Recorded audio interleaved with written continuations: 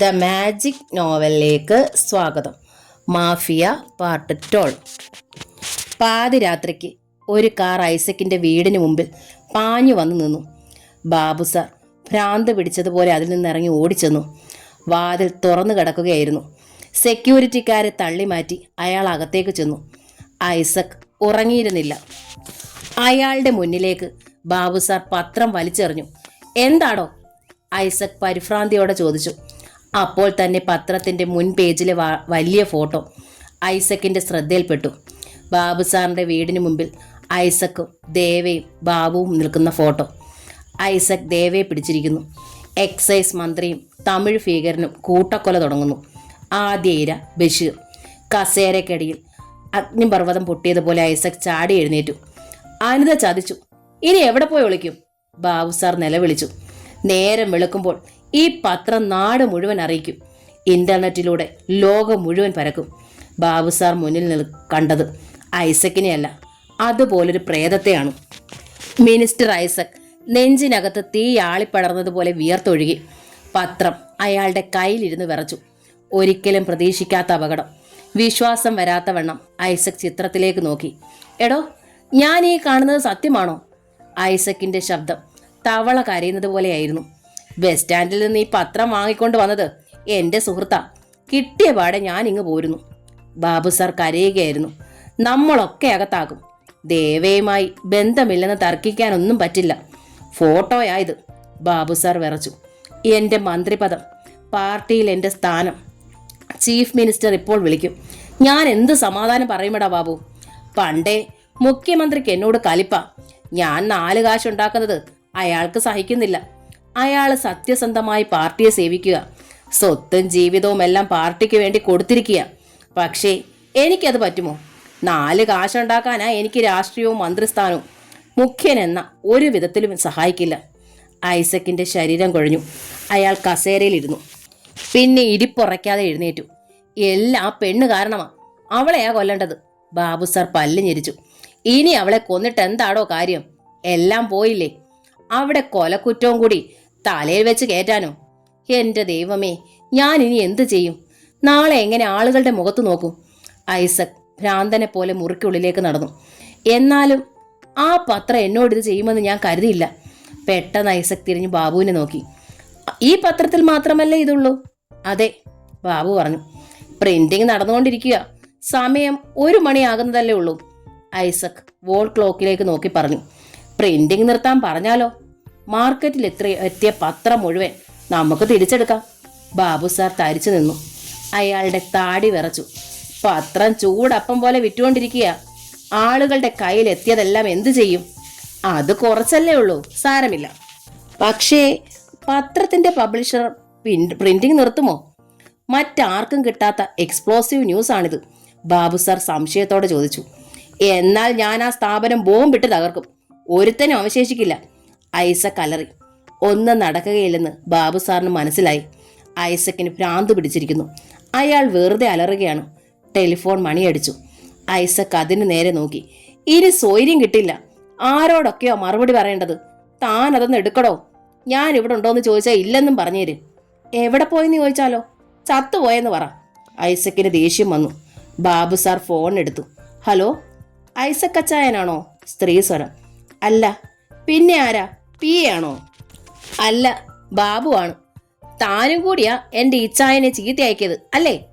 അവരുടെ ചീത്ത കേട്ട് ബാബുവിൻ്റെ തല മരവിച്ചു പോയി. എടോ, ഫോൺ ഇച്ചായൻ്റെ കയ്യിലോട്ടൊന്ന് കൊടുക്ക്. പാലായെന്ന് റേച്ചൽ വിളിക്കുന്നെന്ന് പറ. കൊടുക്കാൻ ടീച്ചറെ. വിയർത്തൊഴുകുന്ന ബാബു സാറിനെ നോക്കി നിന്ന ഐസക്കിൻ്റെ നേരെ ഫോൺ നീട്ടി. ആരാടോ? ഭാര്യ. ഐസക് വീണ്ടും ഞെട്ടി. നമ്മൾ അറിയുന്നതിന് മുമ്പേ അവൾ അറിഞ്ഞോ? ഐസക് റിസീവർ വാങ്ങി. റേച്ചലെ. മന്ത്രിയുടെ സ്വരം വിറച്ചു. ഇച്ചായനെ പറ്റി ഇപ്പോഴൊരു ഫോൺ വന്നു, ശരിയാണോ? റേച്ചൽ ടീച്ചറുടെ ശബ്ദം. റേച്ചലെ, അത് കേട്ടത് സത്യമാണോന്നാ ചോദിച്ചത്. ആജ്ഞാശബ്ദം. ഐസക്കിന് മിണ്ടാൻ കഴിഞ്ഞില്ല. എൻ്റെ അപ്പനെയും ആങ്ങളമാരെയും കൂടി അപമാനിക്കാൻ വേണ്ടിയായിരുന്നു അത്. ഭീകരന്മാരെ കൂട്ടുപിടിച്ച് അച്ചായൻ അവിടെ എന്തോ ചെയ്യുമായിരുന്നു. പാർലമെന്റ് ഇലക്ഷന് തോറ്റതിന്റെ നാണക്കേട് തീർന്നില്ല, അറിയാമോ? ഐസക്കിന്റെ തൊണ്ട വരണ്ടുപോയി. അന്തസ്സുള്ള പാലാ കുടുംബമാ ഞങ്ങളുടേത്. കളഞ്ഞു കുളിച്ചില്ലേ? 2500 പിള്ളേർ പഠിക്കുന്ന സ്കൂളിന്റെ ഹെഡ് മിസ്ട്രസ്സാ ഞാൻ.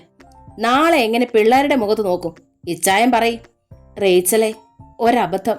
മിണ്ടരുത്. അപ്പന്റെ തോക്കന്റെ മുമ്പിൽ ഇരിപ്പുണ്ട്. ഈ നാണക്കേട് ഞാൻ സഹിക്കില്ല ചായ. ശരിക്കും ഞാൻ രാവിലെ വന്നാൽ റേച്ചലിന്റെ ശവം കാണാം. റേച്ചലെ, നമ്മുടെ കുഞ്ഞുങ്ങളെ ഓർത്ത്. ഐസക് ഭയന്ന് നിലവിളിച്ചു പോയി. മറുവശത്ത് വെടി പൊട്ടുന്നത് പോലെ റിസീവർ താഴെ വീണു. ഐസക് കുഴഞ്ഞുപോയി. എവിടെടാ ആ നായിന്റെ മോൻ മാമച്ചൻ? ഐസക് ബാബു സാറിന്റെ മുഖത്ത് നോക്കി അലറി. മാമച്ചന്റെ കാർ പാഞ്ഞു വന്ന് ഗേറ്റിന് മുന്നിൽ നിന്നു. ഗേറ്റ് തുറക്കാൻ വേണ്ടി അയാൾ ഹോൺ അടിച്ചു. ആരും തുറക്കാൻ വന്നില്ല. അയാൾ ഹോൺ അടിച്ചുകൊണ്ടിരുന്നു. മാമച്ചന്റെ ക്ഷമ നശിച്ചു. ഗേറ്റ് വണ്ടി ഇടിച്ച് തുറക്കാൻ തുനിയുമ്പോൾ വാച്ചർ ബന്ധപ്പെട്ട് ഓടി വന്നു. അയാൾ കാറിന് നേരെ ആരുടെ ആണെന്നറിയാൻ നോക്കി. തുറക്കടാ, മാമച്ചൻ ആക്രോശിച്ചു. വാച്ചർ ഗേറ്റ് തുറന്നു. പ്രായമുള്ള, തല നരച്ച, മെലിഞ്ഞ ഒരാളാണ് വാച്ചർ. എന്താടാ, ഹോൺ അടിച്ചാൽ കേൾക്കാൻ മേലേ? നിന്റെ ചെവി പൊട്ടിപ്പോയോ? മാമച്ചൻ മുന്നോട്ടെടുത്ത കാർ വാച്ചറുടെ അടുത്ത് നിർത്തി. ഒന്നും മയങ്ങിപ്പോയി കുഞ്ഞേ, വൃദ്ധൻ ക്ഷമാപണത്തോടെ പറഞ്ഞു. പട്ടി, രാത്രി ഇവിടെ വന്ന് കിടന്ന് ഉറങ്ങാനാണോടാ നിനക്ക് ശമ്പളം തരുന്നത്? മാമച്ചൻ അയാളെ പച്ചത്തെറി വിളിച്ചു. വൃദ്ധൻ ഭയന്ന് പകച്ചുപോയി. അയാളുടെ കണ്ണുകൾ നിറഞ്ഞു. മാമച്ചൻ കാർ ഓടിച്ചു കൊണ്ടുപോയി മുറ്റത്ത് നിർത്തി. വാച്ചർ വേഗം പിന്നാലെ നിന്നു. കാറിൽ നിന്നിറങ്ങിയ മാമച്ചൻ അയാളുടെ കരണകുറ്റിക്ക് ഒരടി കൊടുത്തു. പോടാ, നിന്നെ മേലാൽ ഇവിടെ കണ്ട ഞാൻ കൊന്നുകളയും. വൃദ്ധൻ തല കറങ്ങി വീണു. മാമച്ചൻ പൂമുഖത്തേക്ക് ഓടിച്ചെന്നു. അയാളുടെ കയ്യിൽ പത്രത്തിന്റെ പ്രതികളുണ്ടായിരുന്നു. ഡോർബെല്ലിന്റെ സ്വിച്ചിൽ അമർത്തി പിടിച്ചു. അകത്ത് ലൈറ്റ് ഉണ്ടായിരുന്നു. പോലീസ് സ്റ്റേഷനിൽ നിന്ന് ഫോൺ വന്നതുകൊണ്ട് പെട്ടെന്ന് യൂണിഫോം ധരിച്ച് പുറപ്പെടാൻ തയ്യാറെടുക്കുകയായിരുന്നു SI സണ്ണി. നിർത്താതെ ബെല്ലടിക്കുന്നത് കേട്ട് സക്കറിയായും എൽസമ്മയും ഉറക്കത്തിൽ നിന്ന് എഴുന്നേറ്റ് വന്നു. സണ്ണിയെ വിസിറ്റിംഗ് റൂമിൽ കണ്ട എൽസമ്മ ചോദിച്ചു, ആരാടാ ഈ മുതുപാതിരാത്രിക്ക് മരിക്കാൻ തുടങ്ങുന്നത്? ഒരു മര്യാദയില്ലേ? സണ്ണി വാതിലിനടുത്ത് എന്ന് പീപ്പിംഗ് ഹോളിലൂടെ നോക്കി. മാമച്ചനാ, അയാൾ പറഞ്ഞു. അവൻ ഇങ്ങോട്ടൊന്നും വരാറില്ലായിരുന്നല്ലോ, ഇപ്പോഴെന്നാ കാര്യം? സക്കറിയ ഉറക്കം മുടങ്ങിയ ദേഷ്യത്തോടെ ചോദിച്ചു. സണ്ണി വാതിലിന്റെ കൊളുത്തുകൾ എടുത്തു. വാതിൽ തള്ളി തുറന്ന് മാമച്ചനകത്തേക്ക് ചെന്നു. അയാളുടെ കയ്യിൽ പത്രങ്ങൾ കണ്ട് എൽസമ്മ ചോദിച്ചു, നീ എന്നാടാ മാമച്ച, പത്രക്കച്ചവടം തുടങ്ങിയോ? ഹാളിന്റെ നടുവിലേക്ക് വന്ന അയാൾ അലറി. എടി അനിതേ, വീട് നടുങ്ങിപ്പോയി. സണ്ണിയും സക്കറിയായും എൽസമ്മയും പരസ്പരം അമ്പരപ്പോടെ നോക്കി. എന്താ മാമച്ചായ? സണ്ണി അയാളുടെ അടുത്തേക്ക് വന്നു. എടി അനിതേ, അയാൾ അപ്സ്റ്റെയറിലേക്ക് നോക്കി അലറി. ചുമലിൽ പിടിച്ച സണ്ണിയുടെ കൈ മാമച്ചൻ തട്ടിക്കളഞ്ഞു. കൊല്ലും ഞാനിന്നവളെ. മാമച്ചൻ അനിതയെ വിളിച്ചുകൊണ്ട് സ്റ്റെയർ കേസ് ഓടിക്കയറി. എന്തോ പ്രശ്നമുണ്ടെന്ന് സക്കറിയയ്ക്ക് തോന്നി. എന്താടാ കാര്യം? അയാൾ വിളിച്ചു ചോദിച്ചു. അപ്പോഴേക്കും മാമച്ചൻ മുകളിൽ അനിതയുടെ മുറിക്ക് മുന്നിലെത്തി. വരാന്തയിൽ ലൈറ്റ് കത്തി. മോനെ, അവൻ വല്ല ഭ്രാന്തം കാണിക്കുന്നതിന് മുമ്പ് തടുക്ക്. അവൻ എൻ്റെ കൊച്ചിനെ വല്ലതും ചെയ്യും. നിങ്ങൾ എന്നാ നോക്കി നിൽക്കണത്? എൽസമ്മ സണ്ണിയും സക്കറിയും നോക്കിയിട്ട് മുകളിലേക്ക് ബന്ധപ്പെട്ട് ചെന്നു. മാമച്ചൻ അവിടെ മുഴുവൻ മുഴങ്ങുമാറ് ഒച്ചത്തിൽ വാതിലിടിക്കുകയാണ്. അനിതയുടെ മുറിയിൽ ലൈറ്റ് തെളിഞ്ഞു. അവൾ വാതിൽ തുറന്നു. സാരിയും ബ്ലൗസുമാണ് അവൾ ധരിച്ചിരുന്നത്. അഴിഞ്ഞുലഞ്ഞ തമ്മുടി കെട്ടിവെച്ചുകൊണ്ട് അവൾ മാമച്ചനെ നോക്കി. എന്താടി ഇത്? പത്രം അവളുടെ നേരെ നീട്ടിക്കൊണ്ട് അയാൾ ആക്രോശിച്ചു. അനിത ആ ഫോട്ടോ കണ്ടു. നീ അല്ലേടി ഇത് കൊടുത്തത്? അയാൾ കാലുയർത്തി ഒറ്റ ചവിട്ട്. അമ്മേ! അടിവയറ്റിൽ അമർത്തി പിടിച്ചുകൊണ്ട് അവൾ പന്തുപോലെ അകത്തേക്ക് തെറിച്ചു വീണു. നിന്നെ ഞാനിന്ന് ചവിട്ടിക്കൊല്ലുമടി. അയാൾ അകത്തേക്ക് കടന്ന് വാതിലടച്ചു. സണ്ണി നിന്ന് വാതിലിൽ തള്ളി. അകത്ത് കുറ്റിയിടുന്ന ശബ്ദം. ഇടിച്ചു തുറക്കടാ, അല്ലെങ്കിൽ ആ ദുഷ്ടൻ എൻ്റെ കുഞ്ഞിനെ കൊല്ലും. അയ്യോ! എൽസമ്മ നിലവിളിച്ചു. സക്രയും ഓടി വന്നു. അമ്മേ! അകത്തുനിന്ന് അനിതയുടെ നിലവിളി വാതിലിനിടയിലൂടെ വെളിയിലേക്ക് ഒഴുകി. എൽസമ്മ നെഞ്ചത്തടിച്ച് നിലവിളിച്ചു. സണ്ണി പിന്നോട്ടാഞ്ഞ് ഒറ്റ ചവിട്ട്. ലോക്കുകൾ പറഞ്ഞ് വാതിൽ തുറന്ന് വലിയ ശബ്ദത്തോടെ ഭിത്തിയിലിടിച്ചു. അനിതയെ തലമുടിക്ക് കുത്തിപ്പിടിച്ച് കരണത്തടിക്കുകയായിരുന്നു മാമച്ചൻ. അച്ചായ! സണ്ണി ഓടി വന്ന് അയാളുടെ കയ്യിൽ പിടിച്ച് തടുത്തു. വിടടാ! മാമച്ചൻ അലറി. സണ്ണി വിട്ടില്ല. അയാൾ കൈ വലിച്ചെടുത്ത് സണ്ണിയെ തല്ലി. സണ്ണി അടി തടുത്തു. തുടരു തന്നെ! സണ്ണി മുരണ്ടു. എന്റെ ദേഹം നൊന്താൽ ചേട്ടനാണെന്നൊന്നും ഞാൻ നോക്കില്ല. നീ എന്നെ തല്ലുമോടാ! മാമച്ചൻ ചീറി. വേണ്ടി വന്നാൽ തല്ലും. സണ്ണി വിട്ടില്ല. പോക്കൃത്തരത്തിന് ഒരു അതിരുണ്ട്. ഇവൾ എന്ത് ചെയ്തിട്ടാ ചേട്ടൻ ഈ അക്രമം കാണിക്കുന്നത്? നോക്കടാ.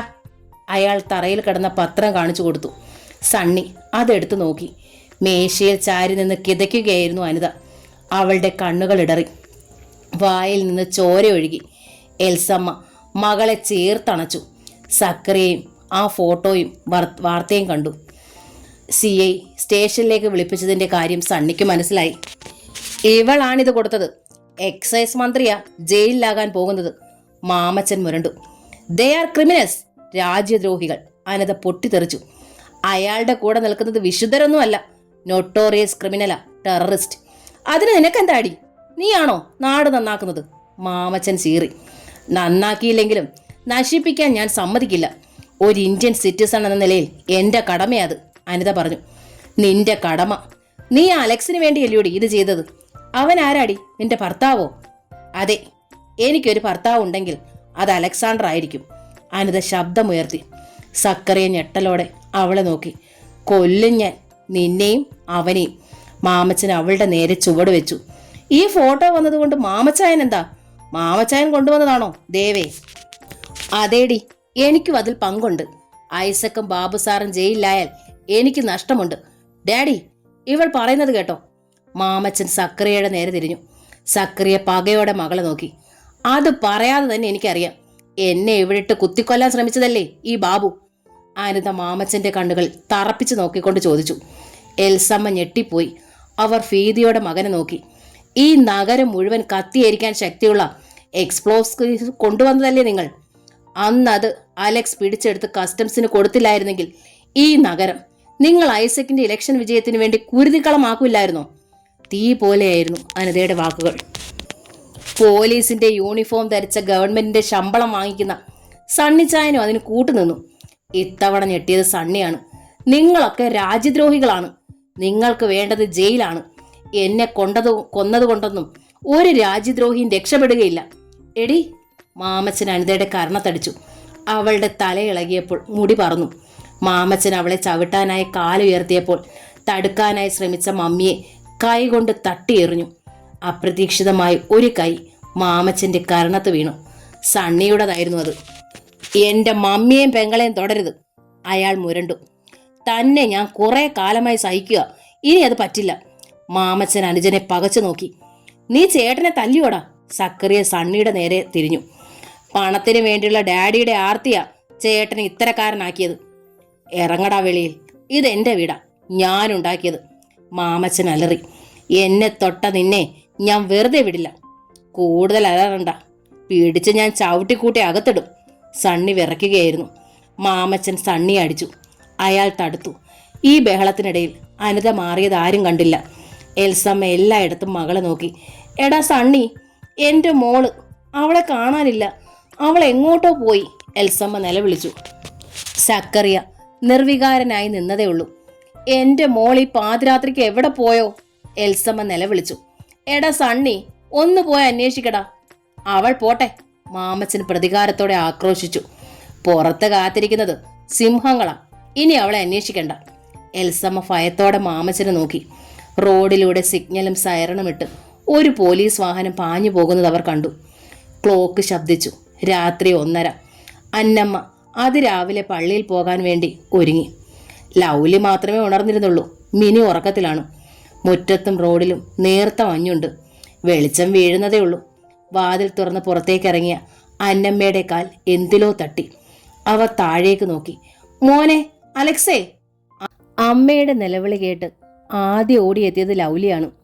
പിന്നീടാണ് അലക്സ് എത്തിയത്. എന്തോ അപകടമാണെന്നുള്ള വിശ്വാസത്തിൽ അലക്സ് കൈത്തോക്കെടുത്തിരുന്നു. തറയിൽ തണുത്ത് വിറങ്ങലിച്ച് കിടന്നിരുന്ന അനിതയെ കണ്ടപ്പോൾ അയാളുടെ ഉള്ളൊന്ന് കാളി. വായിൽ നിന്നൊഴുകിയ ചോര താടിയിലും കഴുത്തിലും ഉണങ്ങിപ്പിടിച്ചിരിക്കുന്നു. ലൗലിയുടെ നിലവിളി കേട്ട് മിനിയും ഉറക്കപ്പീച്ചോടെ ഓടിയെത്തി. അനിത ആരെങ്കിലും കൊന്ന് അവിടെ കൊണ്ടുവന്നിട്ടതാണെന്ന് ആദ്യം അലക്സ് സംശയിച്ചത്. അയാൾ കുനിഞ്ഞ് അവളെ പരിശോധിച്ചു.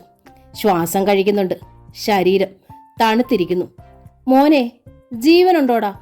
എൻ്റെ ദൈവമേ, ആരാ എൻ്റെ കൊച്ചിനോട് ഈ ചതി ചെയ്തത്? അന്നമ്മ നിലവിളിച്ചു. മരിച്ചിട്ടൊന്നുമില്ല.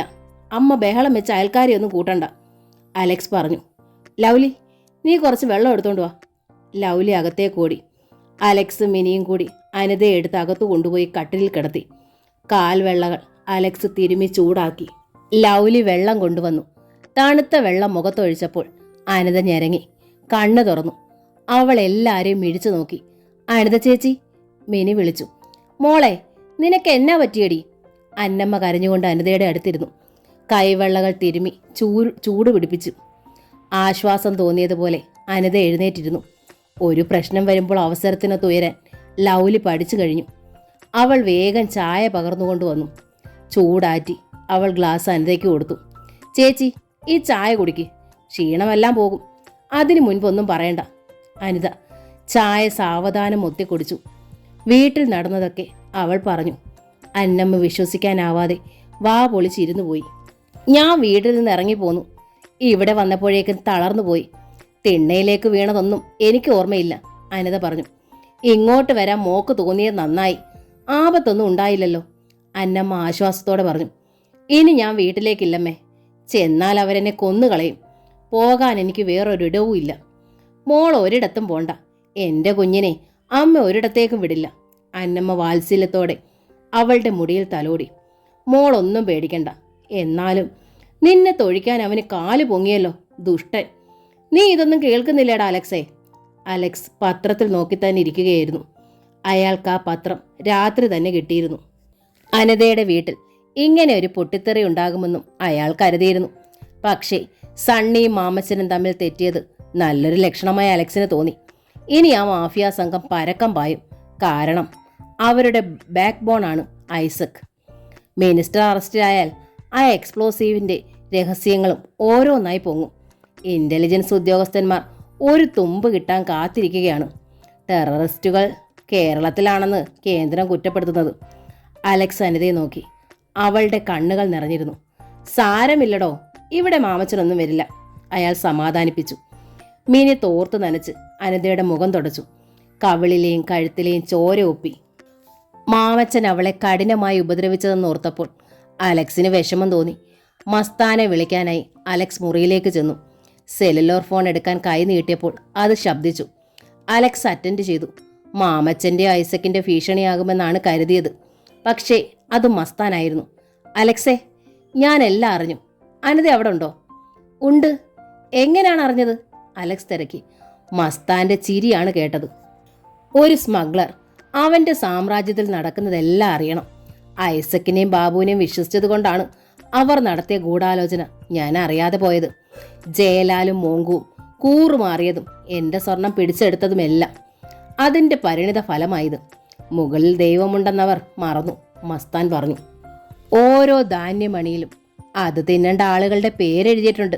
ഐസക്കിൻ്റെയും മാമച്ചൻ്റെയും ബാബുവിൻ്റെയും തലയിൽ എഴുതിയിട്ടുണ്ട് ഏത് ജയിലിലാ കിടക്കേണ്ടതെന്ന്. ഐസക് ഒളിവിലായിരിക്കും. അയാൾക്ക് ഈ കേസിനെ നേരിടാൻ പറ്റുമോ? അവരുടെ ലക്ഷ്യം ഇനി അനിതയാ, കൊല്ലാനല്ല. ആ ഫോട്ടോ കൃത്രിമമായി ഉണ്ടാക്കിയതാണെന്ന് പറഞ്ഞാൽ ഐസക് രക്ഷപ്പെടും. പക്ഷേ പത്രം പ്രതിക്കൂട്ടിലാകും. അതിനുവേണ്ടി അവർ അനിതയെ ഭീഷണിപ്പെടുത്തും. നീക്കം തുടങ്ങിക്കഴിഞ്ഞു. ഇമ്പോസിബിൾ. അവർക്കതിന് സാധിക്കില്ല. അത് ഒറിജിനൽ ഫോട്ടോഗ്രാഫറാണ്. നെഗറ്റീവും ഉണ്ട്, ശരിയാണ്. പക്ഷേ അവർ അവസാനത്തെ ഒറ്റമൂലി പ്രയോഗത്തിന് തയ്യാറായിരിക്കുകയാണ്. കുറഞ്ഞ പക്ഷം തൽക്കാലത്തേക്ക് മുഖം രക്ഷിക്കാനെങ്കിലും ഐസക്കിന് കഴിയും. ജനങ്ങളിൽ രണ്ടഭിപ്രായം ഉണ്ടാവുകയില്ലേ?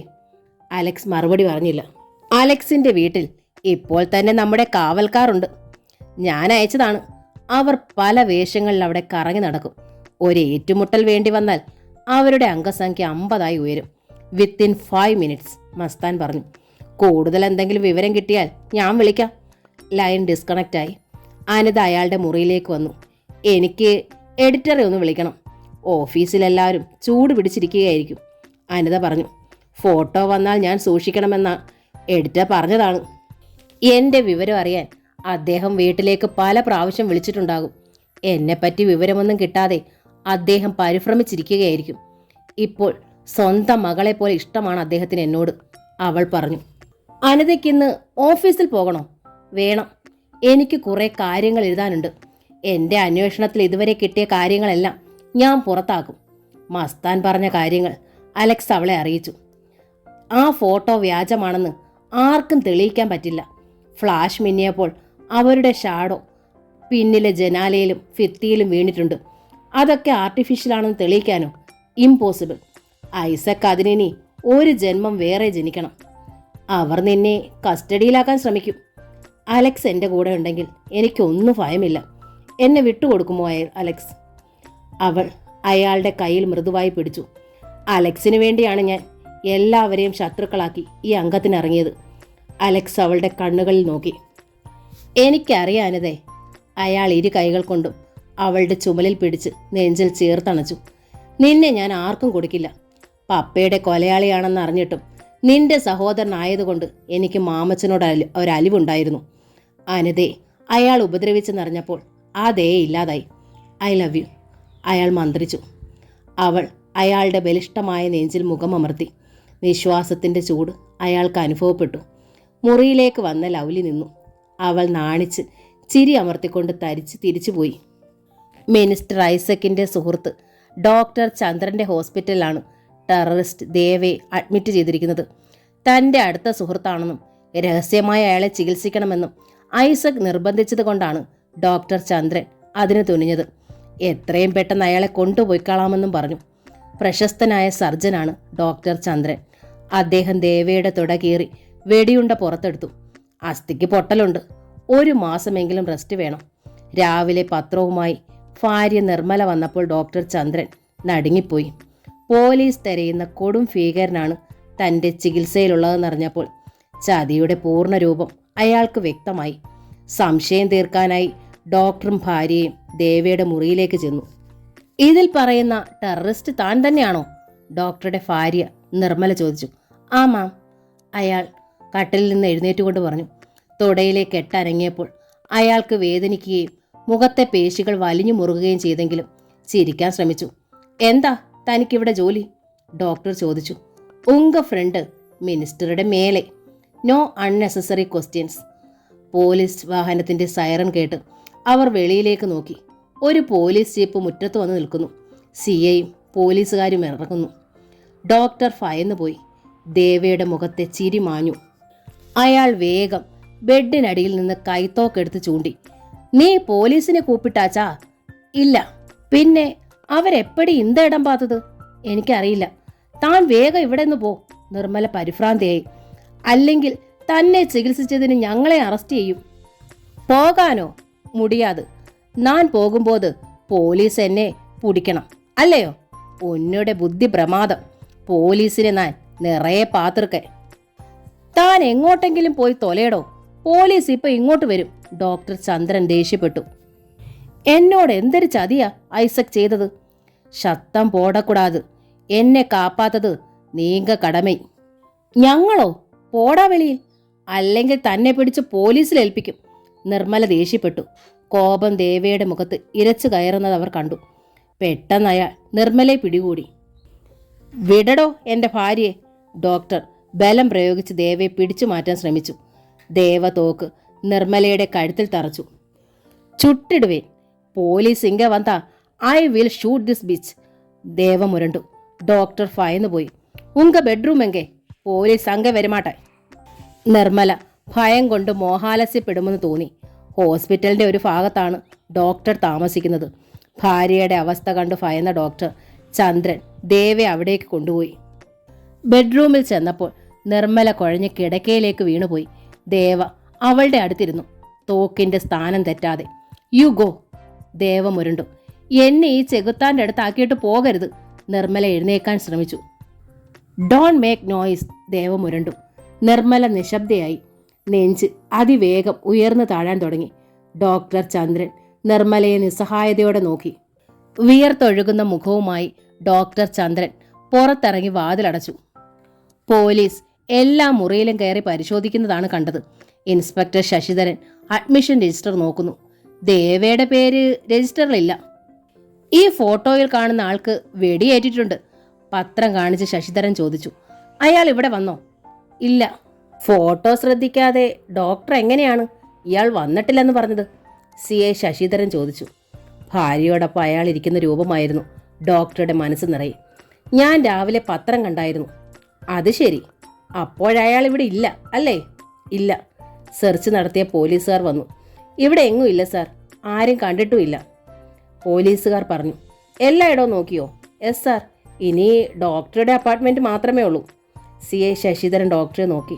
ഡോക്ടറുടെ മുട്ട് വിറയ്ക്കാൻ തുടങ്ങി. വയർലെസ് ശബ്ദിച്ചു. Okay doctor, sorry for the disturbance. CI Sasidharan പറഞ്ഞു. രാത്രി മുതൽ ഞങ്ങൾ നഗരം ബ്ലോക്ക് ചെയ്ത് അവനെ തിരയുന്നതിൻ്റെ ഭാഗമായത്. എയർപോർട്ടും റെയിൽവേ സ്റ്റേഷനും ഹൈവേയും എല്ലാം പോലീസ് ബ്ലോക്ക് ചെയ്തിരിക്കുകയാണ്. He is A very dangerous man. Wireless attend ചെയ്തുകൊണ്ട് CI പോയപ്പോഴാണ് ഡോക്ടർക്ക് ശ്വാസം നേരെ വീണത്. എന്നിട്ടും പോലീസ് ജീപ്പ് പോയി കഴിഞ്ഞേ അവിടെ നിന്ന് അനങ്ങാൻ കഴിഞ്ഞുള്ളൂ. ഡോക്ടർ ചന്ദ്രൻ ബെഡ്റൂമിലേക്ക് ചെല്ലുമ്പോൾ ദേവ നിർമ്മലയെ ചുംബിക്കുന്നതാണ് കണ്ടത്. ബോധമറ്റ് കിടക്കുകയാണവൾ. എടാ റാസ്കൽ! ഡോക്ടർ ഓടിച്ചെന്ന് അയാളുടെ തലയ്ക്കടിച്ചു. നിർമ്മലയുടെ മുകളിലേക്ക് വീണ ദേവ തോക്കു വീശി ഒരടി. ഡോക്ടർ പിന്നോട്ട് തെറിച്ച് ഭിത്തിയിലിടിച്ചു വീണു. എടാ ചെകുത്താനെ! ഡോക്ടർ വേദനയോടെ ചാടി എണീറ്റു. Don move. ദേവ തോക്കു ചൂണ്ടി. ഇവൾ ഇങ്കത്താനിരിക്കും, ഞാൻ പോകും വരെ. എതിർത്താൽ നീയും ചാകും ഇവളും ചാകും. ദേവ മുരണ്ടു. ഡോക്ടർ പകച്ചു നിന്നു. പെട്ടെന്ന് കോഡ്ലെസ് ഫോൺ ശബ്ദിച്ചു. യെസ് ഡോക്ടർ ചന്ദ്രൻ. CI ശശിധരനാ. ഞാൻ പ്രധാനപ്പെട്ടൊരു കാര്യം മറന്നു. ഞാൻ അങ്ങോട്ട് വരുന്നു. ഡോക്ടറുടെ കണ്ണുകളിൽ ഇരുട്ട് കയറി. ഡോക്ടർ ചന്ദ്രൻ വിയർത്തൊഴുകി. ഇമയനക്കാതെ നോക്കി നിൽക്കുകയായിരുന്ന ദേവതിരക്കി. എന്നാച്ച്? സർക്കിൾ ഇൻസ്പെക്ടർ ഇങ്ങോട്ട് വരുതെന്ന്. അയാൾക്കെന്തോ സംസാരിക്കാനുണ്ട്, ഡോക്ടർ ചന്ദ്രൻ പറഞ്ഞു. ദേവയുടെ നെറ്റി ചുളിഞ്ഞു. നിങ്ങൾ വെളിയിൽ പോയി അവനെ പാരുങ്ങൾ, ഉള്ളേ വിട കൂടാതെ. എൻ്റെ ഭാര്യയ്ക്ക് എന്തു പറ്റി? താൻ അവളെ എന്താ ചെയ്തേ? ഡോക്ടർ ഭാര്യയെ കുലുക്കി വിളിക്കാൻ ശ്രമിച്ചു. നോ പ്രോബ്ലം, അമ്മ ഭയന്ന് പോയാച്ച്, ദേവ പറഞ്ഞു. തന്നെ ഞാൻ സുരക്ഷിതമായ മറ്റൊരു മുറിയിലാക്കാം.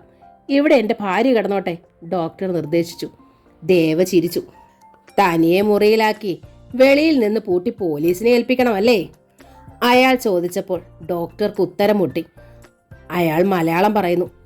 എൻ്റെ ഭാര്യയെ നിങ്ങളടുത്താക്കിയിട്ട് ഞാൻ പോവില്ല, വൃത്തികെട്ടവനെ. ഡോക്ടർക്ക് ദേഷ്യം വന്നു. നീ പോകും. ദേവ തോക്കിന് കുഴൽ നിർമ്മലയുടെ കഴുത്തിൽ കുത്തി. ഡോക്ടർ വാതുക്കലെത്തി. അവളെ ഉപദ്രവിച്ചാൽ നിന്നെ ഞാൻ കൊല്ലും.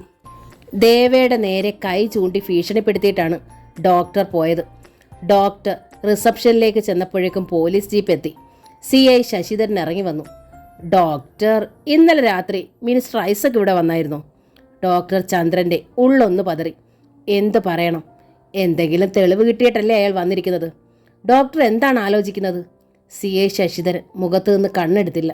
വന്നിരുന്നു. എത്ര മണിക്ക്? രാത്രി 10 മണി കഴിഞ്ഞപ്പോൾ. എന്താണ് അദ്ദേഹം അത്ര വൈകാൻ കാത്തിരുന്നത്? ജോലി തിരക്കുള്ള അദ്ദേഹം പലപ്പോഴും ആ സമയത്താണ് വരാറ്.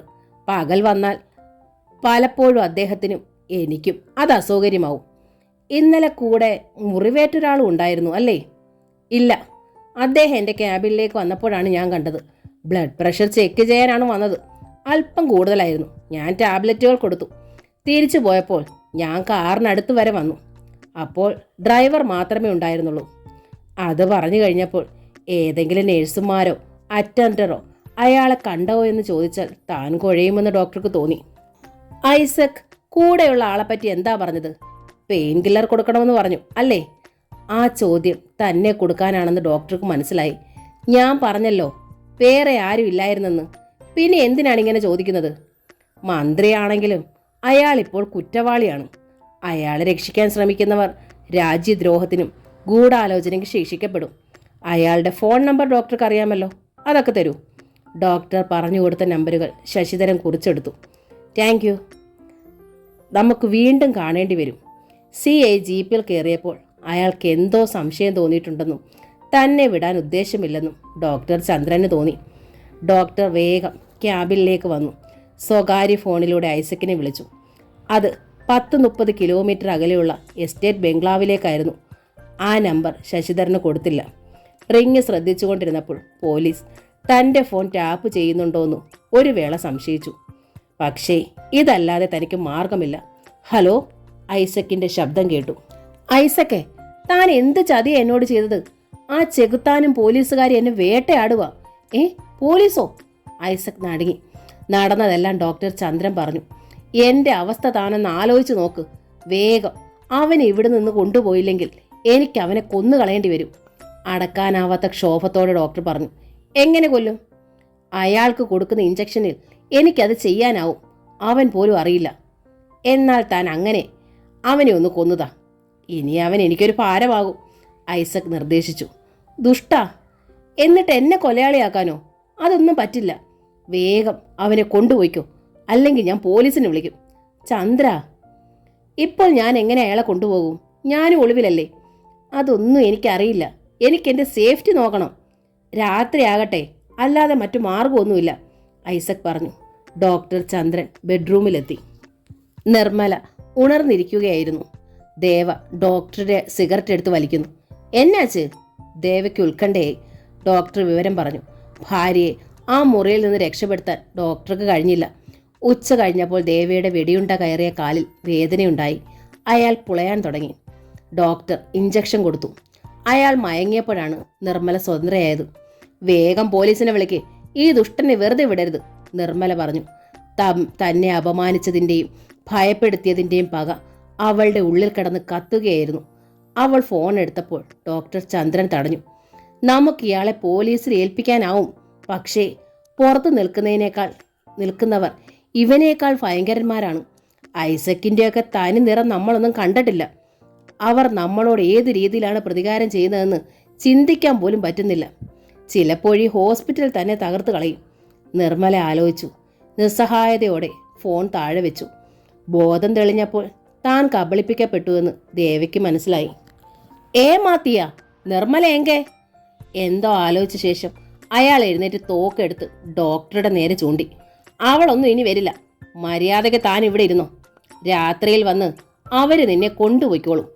ഇനി നിന്റെ കാട്ടാളത്തരം കാണിച്ചാൽ മുറിയിൽ അടച്ചിട്ട് ഞാൻ പോലീസിനെ വിളിക്കും, ഡോക്ടർ ഭീഷണിപ്പെടുത്തി. ദേവ അടങ്ങി. മുറിവേറ്റ മൃഗത്തെ പോലെ അയാൾ മുരണ്ടുകൊണ്ടിരുന്നു. ആ റബ്ബർ തോട്ടത്തിന് നടുവിലെ ബംഗ്ലാവിൽ ആരെങ്കിലും താമസിക്കുന്നതിൻ്റെ യാതൊരു ലക്ഷണങ്ങളുമില്ലായിരുന്നു. റബ്ബർ വെട്ടുന്ന സമയത്തല്ലാത്തതിനാൽ തൊഴിലാളികളുമില്ല. പക്ഷേ ആ വീടിനുള്ളിൽ അഗ്നിപർവ്വതം പുകയുകയായിരുന്നു. മിനിസ്റ്റർ ഐസക്കിന് മുന്നിൽ നിൽക്കുകയായിരുന്നു മാമച്ചനും ബാബുസാറും. ദേവയെ രാത്രി കൊണ്ടുവരുന്നതിന് മുൻപ് അനിതയെ കിട്ടണം. അവളുടെ പേനാത്തുമ്പിൽ നിന്ന് വന്നതൊക്കെ കെട്ടുകഥയാണെന്ന് അവൾ പറയിക്കണം. അപ്പോൾ ഫോട്ടോയോ? മാമച്ചൻ ചോദിച്ചു. അതിൻ്റെ നെഗറ്റീവ് കിട്ടിയാൽ പിന്നെ കാര്യം ഞാൻ ഏറ്റു. പക്ഷേ അവളിപ്പോൾ അലക്സിൻ്റെ വീട്ടിലാണ്, മാമച്ചൻ പറഞ്ഞു. ഐസക് ദേഷ്യപ്പെട്ട് മാമച്ചൻ്റെ കരണത്തൊരടി കൊടുത്തു. പിന്നെ കോളറിന് കുത്തിപ്പിടിച്ച് ഭിത്തിയിൽ ചാരി ഞെരിച്ചു. നീ എന്നാ ഉഴപ്പുവാണോ? എന്നെ അകത്ത് വിട്ടിട്ട് പുറത്തിരുന്ന് സൂയിക്കാമെന്ന് താൻ കരുതുന്നുണ്ടോ? ഞാൻ പോയാൽ അതോടെ എല്ലാവരും തീരും. മാമച്ചൻ്റെ കണ്ണ് തള്ളിപ്പോയി. അലക്സ് ആരാടാ? അവളുടെ ഭർത്താവോ? അവളെ ചെന്ന് വിളിച്ചിറക്കി കൊണ്ടുവരാൻ നിന്റെ തന്തയോട് പറയടാ. കൊഴുത്തു തടിച്ച് ഇരിപ്പല്ലേ ആ എക്സൈസുകാരൻ, ഐസക് അലറി. ബാബു സാർ സെല്ലുലോർ ഫോൺ മാമച്ചൻ്റെ കയ്യിൽ കൊടുത്തു. സക്കറിയെ വിളിച്ചു പറയും, 2 മണിക്കൂറിനുള്ളിൽ നമുക്ക് അവളെ കിട്ടണം. കിട്ടിയേ തീരൂ, ബാബു സാർ നിർദ്ദേശിച്ചു. 10 മിനിറ്റിനുള്ളിൽ സക്കറിയയുടെ കാർ അലക്സിൻ്റെ ഗേറ്റ് കടന്ന് വീടിന് മുന്നിൽ പാഞ്ഞു വന്നു നിന്നു. സക്കറിയ കാറിൽ നിന്നിറങ്ങുന്നത് കണ്ടുകൊണ്ടാണ് അന്നമ്മ വരാന്തയിലേക്ക് ഇറങ്ങി വന്നത്. സക്കറിയ അടുത്ത് വന്ന് വരാന്തയിലേക്ക് കയറാതെ അന്നമ്മയെ നോക്കി. എന്താ സക്കറിയ? അന്നമ്മ ചോദിച്ചു. മുൻകാലത്തുള്ള വിധേയത്വവും കടപ്പാടുകളും സക്കറിയയുടെ മനസ്സിലേക്ക് വന്നു. അവരെ നേരിടാനൊരു പതർച്ച. എൻ്റെ മോൾ ഇവിടെയുണ്ടോ? ഉണ്ടല്ലോ. മോളെ അനിതേ, ഇതാ ഡാഡി വന്നിരിക്കുന്നു, അന്നമ്മ അകത്തേക്ക് നോക്കി വിളിച്ചു. അനിതയും പിന്നാലെ ലൗലിയും മുറിയിൽ നിന്നിറങ്ങി വന്നു. വാടി, നിനക്കെന്താ ഇവിടെ കാര്യം? സക്കറിയ മകളോട് ദേഷ്യപ്പെട്ടു. സക്കറിയ, തനിക്കെന്താ ഇവിടെ കാര്യം? അന്നമ്മ ചോദിച്ചു. കിഴവി, എൻ്റെ മോളെ തട്ടിയെടുത്ത് ഇവിടെ ഒളിപ്പിക്കാൻ നീ ആരാടി? സക്കറിയ വരാന്തയിലേക്ക് കയറി. ഇവളെയും കൊണ്ടേ ഞാൻ പോകും. അന്നമ്മ അയാളുടെ നേർക്ക് വിരൽ ചൂണ്ടി. ഒരടി മുന്നോട്ട് വെച്ചാൽ ചെവിക്കല്ല് ഞാൻ അടിച്ചു പൊളിക്കും. ആ താക്കീത് അയാളുടെ ഉള്ളു നടുക്കി. എന്തധികാരത്തിലാ നിങ്ങൾ എൻ്റെ മോളെ ഇവിടെ തടവിൽ പാർപ്പിച്ചിരിക്കുന്നത്? സക്കറിയ വിറഞ്ഞു തുള്ളി. എൻ്റെ മരുമോളായത്. എൻ്റെ മോൻ കെട്ടാൻ പോകുന്ന പെണ്ണ്. തടവിലാണോന്ന് അവളോട് ചോദിച്ചു നോക്ക്. കെട്ടിയിട്ടൊന്നും ഇല്ലല്ലോ. അവളെ ഞാൻ അവന് കൊടുക്കാനും പോകുന്നില്ല. മര്യാദയ്ക്ക് അവളെ ഇറക്കി വിട്. അവളെയും കൊണ്ടേ ഞാൻ പോകും. വാടി ഇവിടെ. സക്കറിയ മുന്നോട്ട് ചെന്ന് അനിതയുടെ കയ്യിൽ പിടിച്ചു വലിച്ചു. അന്നമ്മ ബലമായി അയാളുടെ കൈ പിടിപിടിച്ചു. തൊട്ടു പോകരുതെൻ്റെ കുട്ടിയെ, നിനക്ക് തല്ലിക്കൊല്ലാൻ അവളെ വിട്ടുകൊടുക്കരുതെന്ന് എൽസമ്മ എന്നെ വിളിച്ചു പറഞ്ഞിട്ടുണ്ട്. ഭാര്യയും തനിക്കെതിരായത് അയാൾ അറിഞ്ഞില്ല. അയാൾ ആക്രോശിച്ചു. അവളാണോ തീരുമാനിക്കുന്നത്? പോലീസിനെ വിളിക്കും ഞാൻ. വിളിക്കടോ തൻ്റെ പോലീസിനെ. അന്നമ്മയും വിട്ടുകൊടുത്തില്ല. എടി, സക്കറിയ അന്നമ്മയുടെ നേരെ കൈ വീശി. ആ കൈയിൽ പിടി വീണു. അലക്സ്, എൻ്റെ അമ്മയെ തല്ലാനുയർത്തിയ കൈ. ഒരിക്കലൊടിഞ്ഞ കൈയല്ലേ ഇത്? അലക്സ് ചോദിച്ചു. സക്കറിയെ കൈ വലിച്ചു ഭയപ്പാടോടെ. വേഗം അനിതയും കൊണ്ടുപോയി കല്യാണം കഴിക്കടാ, അന്നമ്മ അലക്സിനോട് പറഞ്ഞു. എനിക്ക് ഇവനോടൊക്കെ അധികാരത്തോടെ പറയണം ഇവൾ എൻ്റെ മരുമോളാണെന്ന്. അലക്സ് അനിതയെ നോക്കി. അവളുടെ മുഖത്ത് അമ്പരപ്പ്. പെട്ടെന്ന് ചില്ല് തകരുന്ന ശബ്ദം. സക്കറിയ തിരിഞ്ഞു നോക്കിയപ്പോൾ ഒരു പോസ്റ്റ്മാൻ കാറിൻ്റെ ഫ്രണ്ട് ഗ്ലാസ് ചുറ്റിക കൊണ്ട് തല്ലി ഉടയ്ക്കുന്നു. അത് നിശേഷം തകർന്നു വീണു. റോഡിൽ ജോലി ചെയ്യുന്നവരെ പോലെ തോന്നിക്കുന്ന രണ്ടുപേർ തൂമ്പ കൊണ്ട് മറ്റേ ഗ്ലാസുകളും തല്ലി ഉടച്ചു. കാറിൽ ഒരു ഗ്ലാസ് പോലും അവശേഷിച്ചിരുന്നില്ല. സക്കറിയ അവരെ തടയാനായി ഓടിച്ചെന്നു. അലക്സ് പറഞ്ഞു, വേഗം സ്ഥലം വിട്ടോ, അല്ലെങ്കിൽ അവർ കാറ് തകരക്കടയിൽ തൂക്കി വിൽക്കാൻ പാകത്തിന് അടിച്ചു പൊളിക്കും. പിന്നെ നിങ്ങളെയും. ചുറ്റിക മുന്നിലെ ലൈറ്റിൽ വീണു. അതും അപ്രത്യക്ഷമായി. ചുറ്റും നിന്നവർ ജോലിക്കാരല്ല, കാവൽക്കാരാണെന്ന് സക്കറിയയ്ക്ക് മനസ്സിലായി. അയാൾ ഭീതിയോടെ അലക്സിനെയും അന്നമ്മയും അനിതയും നോക്കി മുക്രയിട്ടുകൊണ്ട് കാറിൽ കയറി. ബോണറ്റിലൊരിടി. സക്കറിയ വേഗം കാർ ഓടിച്ചുപോയി. നിമിഷ നേരം കൊണ്ട് ആ ജോലിക്കാരും റോഡിലേക്ക് ഇറങ്ങി മാഞ്ഞു. സക്കറിയയുടെ ഫോൺ കിട്ടിയപ്പോൾ ഐസക്ക് മാമച്ചനെ നോക്കി. ബാബു സാർ തന്നെ പിച്ച് ചീന്തുമെന്ന് തോന്നി. ഇല്ല, ഈ കല്യാണം ഞാൻ നടത്തില്ല. മാമച്ചൻ വേഗം അവിടെ നിന്നിറങ്ങി. റബ്ബറിന്റെ ഉണങ്ങിയ ഇലകൾ വീണ് കിടക്കുന്ന വഴിയിലൂടെ കാർ പാഞ്ഞുപോയി. മാമച്ചൻ കാറിൽ നിന്നിറങ്ങി രജിസ്റ്റർ ഓഫീസിലേക്ക് ചെല്ലുമ്പോൾ അലക്സും അനിതയും വെളിയിലേക്ക് ഇറങ്ങുകയായിരുന്നു. കൂടെ CI ശശിധരനും 4-5 ആളുകളും. അവരിൽ 2 വനിതകളും ഉണ്ടായിരുന്നു. വാടി ഇവിടെ, മാമച്ചൻ അനിതയുടെ കയ്യിൽ പിടിച്ചു. അനിത ആ കൈ ബലമായി പിടിച്ചു മാറ്റി. ഞാനിപ്പോൾ എൻ്റെ ഭർത്താവിൻ്റെ കൂടെയാണ്. ഞാൻ കൊച്ചുകുട്ടിയൊന്നും അല്ലെന്ന് മാമച്ചൻ അറിയാലോ, അനിത തരിമ്പും കുലുങ്ങാതെ പറഞ്ഞു. മാമച്ചൻ അലക്സിനെ നോക്കി. വിടളിയാ, ഇനി കളി കാര്യമാകും. അലക്സ് പുഞ്ചിരിച്ചു. കൊല്ലും ഞാൻ നിന്നെ, മാമച്ചൻ അനിതയെ നോക്കി മുരണ്ടു. പിന്നെ ഞൊട്ടു. SI സണ്ണി മാമച്ചൻ്റെ ചുമലിൽ പിടിച്ചു പിന്നോട്ട് മാറി. അപ്പോഴാണ് മുറ്റത്ത് കിടക്കുന്ന ജീപ്പും പോലീസുകാരെയും അയാൾ ശ്രദ്ധിച്ചത്. മാമച്ച, ഇവരെ തടഞ്ഞാൽ ഞങ്ങൾക്ക് നേരിടേണ്ടി വരും. CI ശശിധരൻ ഇടപെട്ടു. മടങ്ങിപ്പോകുന്നതാണ് ആരോഗ്യപരമായി തനിക്ക് നല്ലത്. മാമച്ചൻ സ്തബ്ധനായി നിന്നു. അനിതയും അലക്സും മുറ്റത്തേക്കിറങ്ങി. അപ്പോൾ ഒരു ഫോറിൻ കാർ വന്നു നിന്നു. കഴുത്തിൽ രത്നം ധരിച്ച പെൺകുട്ടി അതിൽ നിന്നിറങ്ങി. അനിത അലക്സിനെ നോക്കി. ലേഖ കാറിൽ നിന്ന് 2 വലിയ പൂച്ചെണ്ടുകൾ എടുത്തു. സോറി, ഞാൻ അല്പം ലേറ്റായി. അവൾ ഓർക്കിഡും പനിനീർ പൂക്കളും കൊണ്ടുണ്ടാക്കിയ ചെണ്ടുകൾ ഇരുവരുടെയും കയ്യിൽ കൊടുത്തു. എൻ്റെ ചേട്ടൻ്റെ വധു ദീർഘ സുമംഗലിയായിരിക്കട്ടെ. I love you. ചേർത്ത് അണച്ചുകൊണ്ട് ലേഖ പറഞ്ഞപ്പോൾ അനിതയുടെ കവിളുകൾ തൊടുത്തു. കണ്ണുകൾ നിറഞ്ഞുപോയി. താൻ തെറ്റിദ്ധരിച്ചതാണിവളെ. വരൂ, വിവാഹ പാർട്ടി എൻ്റേതാണ്. ലേഖ അവരെ ക്ഷണിച്ചു. വാഹനങ്ങൾ പോയപ്പോൾ മാമച്ചൻ കാറിനടുത്ത് കർത്തവ്യ മൂടനായി നിൽക്കുകയായിരുന്നു. ഇനി ഐസക്കിനോട് എന്തു പറയും? ഐസക്കിന് അധിക നാൾ ഒളിച്ചു കഴിയാൻ പറ്റില്ല. ഐസക്ക് അറസ്റ്റ് ചെയ്യപ്പെട്ടാൽ എല്ലാ രഹസ്യങ്ങളും പറയും. ഡാഡിയും താനും ഫെറിയും എല്ലാം അകത്താകും. ഇതുവരെ സമ്പാദിച്ചതെല്ലാം വെറുതെയാകും. എസ്തപ്പാനുണ്ടായിരുന്നെങ്കിൽ ഈ വിവാഹം നടക്കില്ലായിരുന്നു. അയാളെ താൻ ഉപേക്ഷിച്ചു. ഇപ്പോഴവൻ തൻ്റെ ശത്രുവാണ്. ഭ്രാന്ത് പിടിക്കുന്നത് പോലെ മാമച്ചന് തോന്നി. അയാൾ ഗ്രേസിയെ ഓർത്തു. കുഴഞ്ഞ കാലുകളോടെ കാറിൽ കയറി. അലക്സിൻ്റെ വീട്ടിൽ ആഹ്ലാദം തിരതല്ലുകയായിരുന്നു. സന്ധ്യയായപ്പോൾ ഒരു ഓട്ടോറിക്ഷയിൽ നിന്നിറങ്ങി എസ്തപ്പാൻ അവിടേക്ക് ഓടി ചെന്നു. എന്താടോ, തന്നെ കണ്ടിട്ട് എത്ര നാളായി? വരാന്തയിലുണ്ടായിരുന്ന അലക്സ് തിരക്കി. ഡോക്ടറെ, ഞാൻ കണ്ടു. ആരെ? അനിതയും അന്നമ്മയും അയാളെ ഉത്കണ്ഠയോടെ ശ്രദ്ധിച്ചു. റൂബിയെ. റൂബിയോ? അലക്സ് അമ്പരന്ന് പോയി. അതെ, റൂബി. ആ കുട്ടി ഇവിടെ വന്നിട്ടുണ്ട്, ഞാൻ കണ്ടു. എസ്തപ്പാൻ കിതച്ചുകൊണ്ട് പറഞ്ഞു. ദൈവമേ, എൻ്റെ മോള് എവിടെ? എൻ്റെ കുട്ടി, അവള് ജീവിച്ചിരിക്കുന്നോ? അന്നമ്മ കരയുകയായിരുന്നു. എല്ലാവരും ശ്വാസമടക്കി എസ്തപ്പാനെ നോക്കി. ഞാൻ റെയിൽവേ സ്റ്റേഷനിൽ വെച്ചാണ് റൂബി കുഞ്ഞിനെ കണ്ടത്, എസ്തപ്പാൻ പറഞ്ഞു. എന്നെ കണ്ടത് തറച്ചൊന്നു നോക്കി. ഞാനും അമ്പരന്ന് പോയി. ട്രെയിൻ വന്ന സമയമായിരുന്നു. പെട്ടെന്ന് കുറേ ആളുകൾ തിരക്കിട്ട് വന്നു. എന്നെയും റൂബിയെയും രണ്ടിടത്താക്കി. ഞാൻ അവർക്കിടയിലൂടെ ഊളിയിട്ട് ചെന്നപ്പോഴേക്കും റൂബിയെ കണ്ടില്ല.